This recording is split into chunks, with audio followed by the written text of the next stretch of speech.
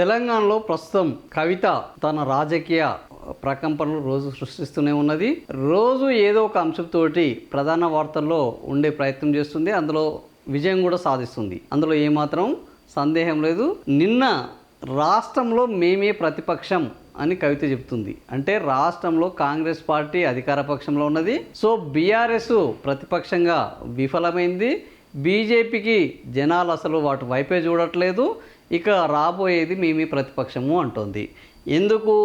బీసీలను తీవ్రంగా అన్యాయం పాలు చేసింది ఎవరు అని అంటే అధికార పక్షం రేవంత్ రెడ్డి పాలన. బీసీలకు బీసీ డిక్లరేషన్ అన్నారు, 42% రిజర్వేషన్లు అమలు చేస్తామన్నారు.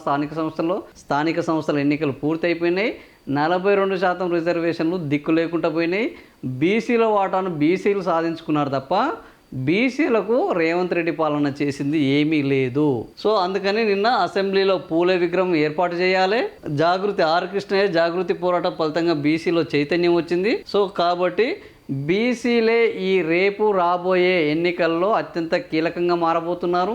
రేపు వచ్చే ఎన్నికల్లో బీసీ ముఖ్యమంత్రి అయ్యే అవకాశం ఉన్నది.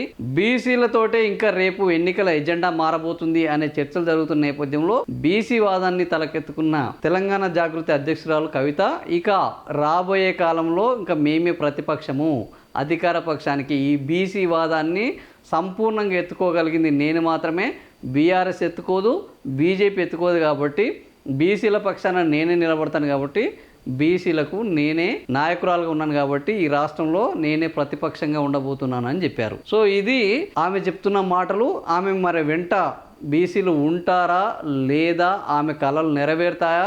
ఇప్పుడు ప్రతిపక్షంలో ఉండి ఆ తర్వాత ఎన్నికల తర్వాత అధికార పక్షంలోకి వెళ్ళి నేనే సీఎం అవుతాను అన్న ఆమె కళ నెరవేరుతుందా లేదా ఇంకా జనాలు నిర్ణయించాల్సిందే.